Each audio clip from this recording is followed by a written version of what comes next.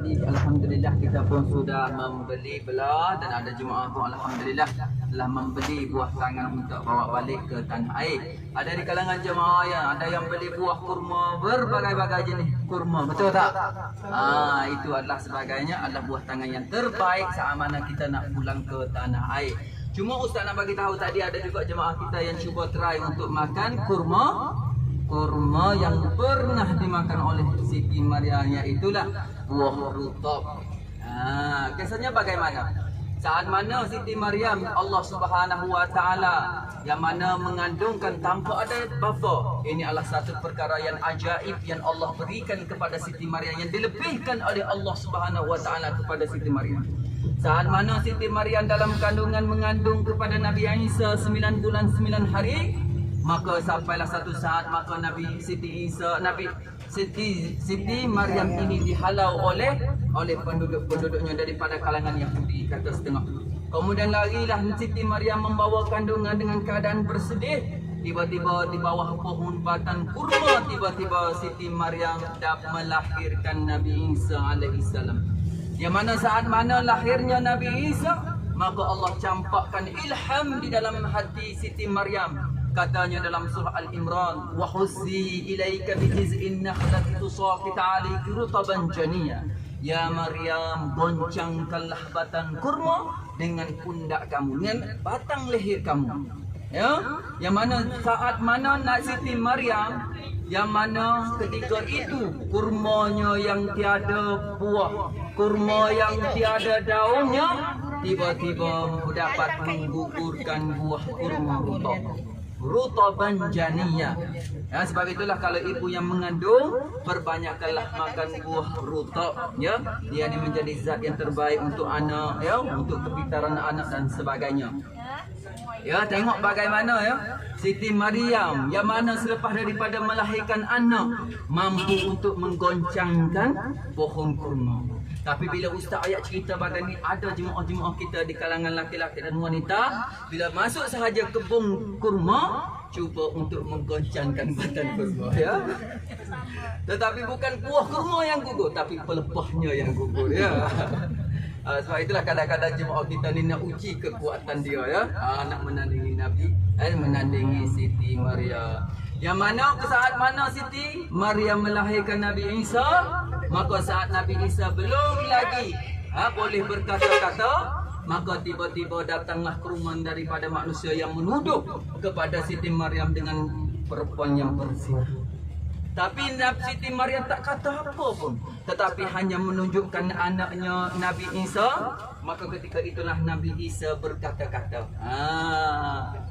Sebab itulah Siti yang mana Imam As-Sayuti telah bersyair di dalam kitabnya 10 kanak-kanak yang boleh bertutur kata di dalam buah. Di dalam dunia ni 10 orang anak budak ni sahaja yang boleh bertutur kata saat mana dilahirkan. Sebagaimana yang disyairkan oleh Imam As-Sayuti, takallama fil mahdi Nabi Muhammad, Nabi kita Muhammad sallallahu alaihi wasallam. Saat mana dia dilahirkan dia bersin, kemudian disahutlah oleh penduduk para malaikat dengan ucapan alhamdulillah. Wa Isa, Nabi Isa, saat mana Siti Maryam hanya menunjukkan anaknya, kemudian Nabi Isa mengata ana abdullah, aku adalah hamba Allah. Wa atani bil kitab, dan diberikan kepada aku satu kitab yang digelar sebagai kitab Taurat. Sebab itulah dia adalah penduduk kita orang Islam, kita perlu percaya 4 buah kitab ini. Ya, kalau kita ingkar, maka bukan kita di kalangan orang Islam. Ya, kitab Taurat bagi Nabi Musa, Zabur Nabi Daud, Injil Nabi Isa, Al-Quran bagi Nabi kita Muhammad sallallahu alaihi wasallam. Lagi, takallama fil mahdi Nabi Muhammad wa Yahya. Nabi Yahya juga saat mana dia menjadi saksi akan kenabian Nabi Isa. Wa Isa wal Khalil, iaitu Nabi Ibrahim alaihissalam. Saat mana Nabi Ibrahim dilahirkan oleh ibundanya, maka berdirilah Nabi Ibrahim dan Nabi Ibrahim berkata, kalau Ustaz baca semua ni hafal ni, ya, kata-kata pertama yang keluar daripada mulut Nabi Ibrahim, kalau Ustaz sebut ni semua akan ingat dan boleh sebutnya. Mana? Iaitulah doa yang saat mana kita sembahyang hari raya, kita bertakbir untuk 7 kali, untuk yang pertama, 5 kali yang kedua. Macam mana? Alhamdulillah. Alhamdulillah Rabbil Alamin. Macam mana? Subhanallah walhamdulillah wa la ilaha illallah wallahu akbar wa la hawla wa la quwwata illa billahil azim. Nah, itu yang kelima. Dan 5 lagi insya-Allah Ustaz akan cerita nanti. Yang mana Ustaz sebutkan dahulu. Takallama fil mahdi Nabi Muhammad wa Yahya wa Isa wal Khalil wal Maryam wa mubarrid Jurayj wa shahid Yusuf wa tifl alladhi al-ukhdud yarwihi Muslim wa mashidatun fi zaman al-Fir'aun tifluha wa fi zaman al-hadi Nabi Muhammad yang bernama Mubarak. Pada zaman Nabi kita juga ada juga kanak-kanak yang mana seorang ibu membawa anaknya berjumpa dengan Rasulullah. Katanya Rasulullah, man ana, siapa aku? Katanya budak tu, anta adalah Rasulullah, dan siapa yang ikut kamu akan berjaya. Maka Nabi kata, aku namakan dikau dengan Mubarak. Budak tu yang bernama Mubarak. Nanti 5 lagi akhir cerita ini, insya-Allah Ustaz akan beritahu ceritanya. Yang mana Ustaz nak sambung tentang Siti Maryam. Yang mana saat Imran. Imran ini dia ni ada ikatan dengan Nabi Zakaria. Bererti Siti Maryam ini anak saudara bagi Nabi Zakaria. Saat mana isteri bagi Imran ini, yang mana dia ini tak diberikan rezeki oleh Allah mengandung, maka dia bernazar, sekiranya aku mendapat seorang anak, maka aku ingin wakafkan anakku nak letak dalam masjid. Tiba-tiba dilahirkan anak tu perempuan. Maka dia pun berserah redha, maka diletakkan di dalam Masjid Aqsa. Masa Ustaz pergi di sana, kita dibawa di sinilah tempat Siti Maryam ni diletak, digelar sebagai mihrab. Mihrab Siti Maryam.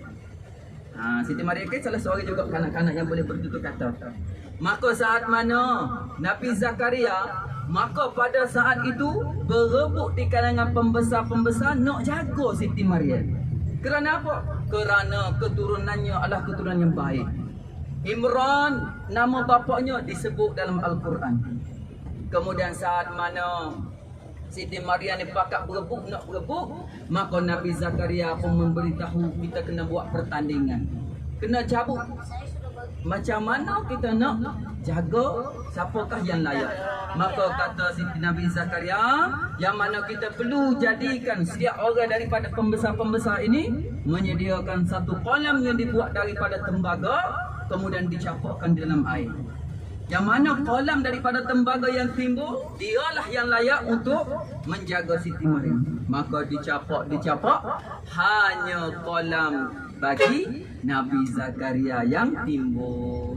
Maka setiap kali Nabi Zakaria jaga nak masuk dalam mihrab, kullama dakhala 'alaiha Zakaria al-mihrab wajada indaha rizqa. Ni kalau bagi jemaah yang tak ada mungkin diuji oleh Allah, belum lagi dapat anak ataupun ahli keluarga, boleh ambil doa Nabi Zakaria ini. Kullama dakhala 'alaiha Zakaria al-mihrab wajada indaha rizqa. Bila Nabi Zakaria masuk di dalam tempat Nabi Siti Maryam, maka didapati di sisi Siti Maryam akan ada rezeki. Ada buah-buahan, makanan yang mana bukan pada musimnya. Maka Nabi Zakaria pun tanya kepada Siti Maryam. Macam mana Nabi Zakaria tanya? Mari mana buah ni? Maka jawabnya Siti Maryam, qalat huwa min indillah, sesungguhnya buah ini daripada Allah. Terkejut Nabi Zakaria kerana Siti Maryam ini boleh bertutur kata ketika itu. Maka Nabi Zakaria mana saat dia umur 120 tahun juga tidak rezeki anak, kemudian dia terus berdoa. Hunalaka da'a Zakaria rabbahu qala rabbi habli min ladunka zurriyatan thayyibatan innaka sami'ud du'a. Masa Nabi Zakaria umur 120 tahun, dengar Siti Maryam boleh kecek, kemudian dia berdoa dengan ayat tadi, maka dianugerahkan Nabi Zakaria seorang anak yang bernama Yahya. Kalau nak tengok tentang cerita ini, bolehlah tengok dalam surah Al-Imran. Dan di sebelah kanan ayah dan bunda, inilah dia Masjid Ijabah. masjid 3 doa yang diperkenankan oleh Allah Subhanahu wa taala. Nanti esok kita akan pergi. Okey, dan satu lagi masjid, cuba tengok di sebelah kanan ayah dan bonda, yang digelar sebagai Masjid Sajadah. Nabi sujud terlalu lama di masjid ini kerana apa? Satu nikmat yang Allah berikan kepada umat Muhammad. Esok insya-Allah lepas pada Zuhur kita berkumpul di lobi hotel yang mana kita sewa satu kosta yang harganya RM70 seorang. Maka kita akan melawati, menyelusuri masjid-masjid yang pernah Nabi kita sujud, yang pernah Nabi kita berdoa, yang mana tempat itu penuh dengan keberkatan. Boleh ya? Kalau ada yang jemaah nak pergi, masukkan cepat-cepat. Kerana apa? Ustaz takut nanti penuh. Kerana apa? Kerana kita akan gabung.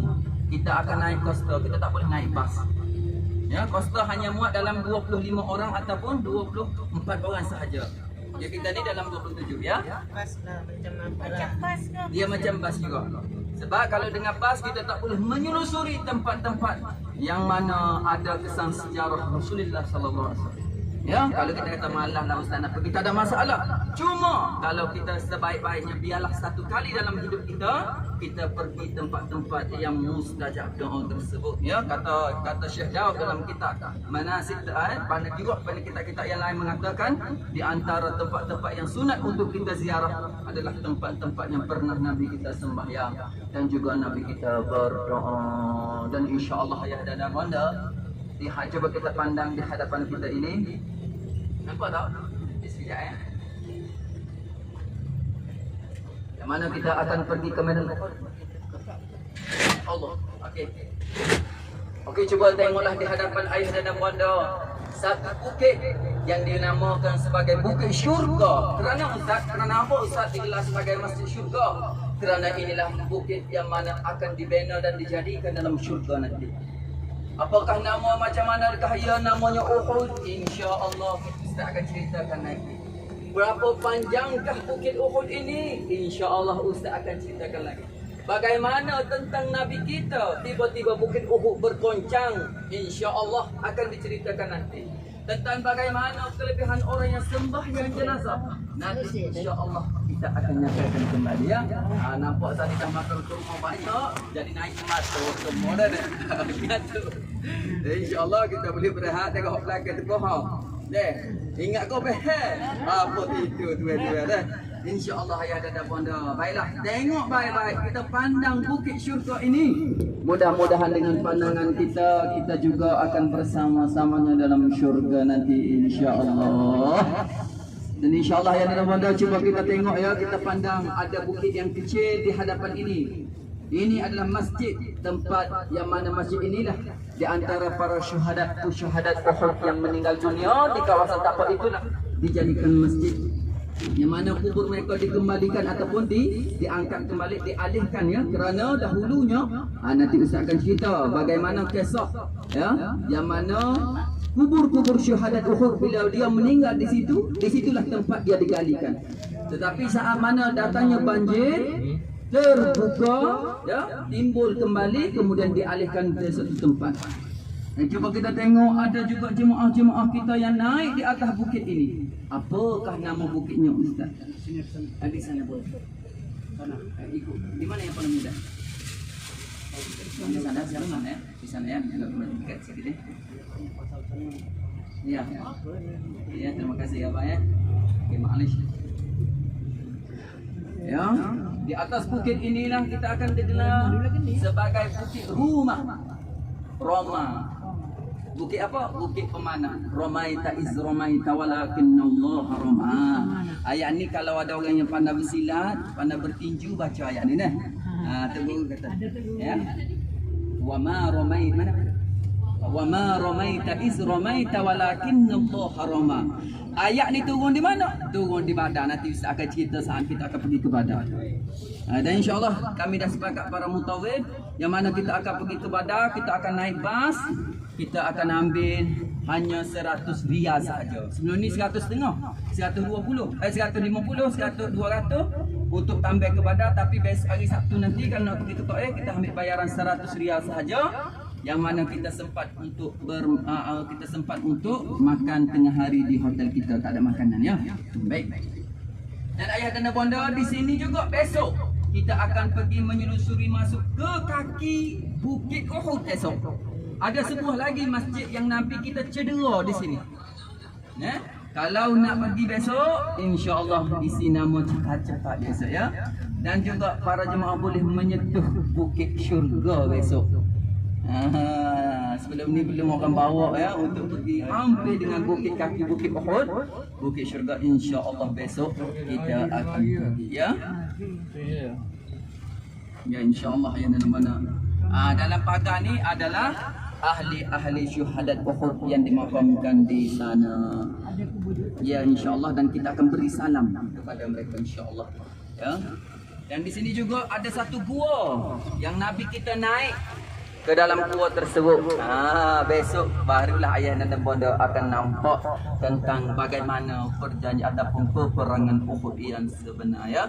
Insya-Allah dekat bawah nanti Ustaz akan ceritakan kepada ayah dan bonda saat mana peperangan Uhud di antara peperang di antara Nabi kita Muhammad sallallahu alaihi wasallam bersama dengan orang musyrikin Mekah. Dan di sini juga ya untuk pengetahuan ayah dan bonda, apabila turun daripada bas, Ustaz minta dan Ustaz pohon kepada ayah dan bonda bila turun nanti jangan membeli dahulu ya. Kalau boleh kita pergi dahulu dengan cerita dan sebagainya. Ustaz takut panas dan juga takut terlewat. Kalau boleh kita pergi dahulu, kita pergi ke satu tempat ya mana Ustaz nak berceritakan tentang dan sebagainya. Kemudian barulah kalau mungkin balas balik Ustaz bagi waktu masa dalam 15 minit, mungkin ada himbauan dan bonda, ada yang nak beli dan sebagainya, boleh membeli di sini ya. Insya-Allah.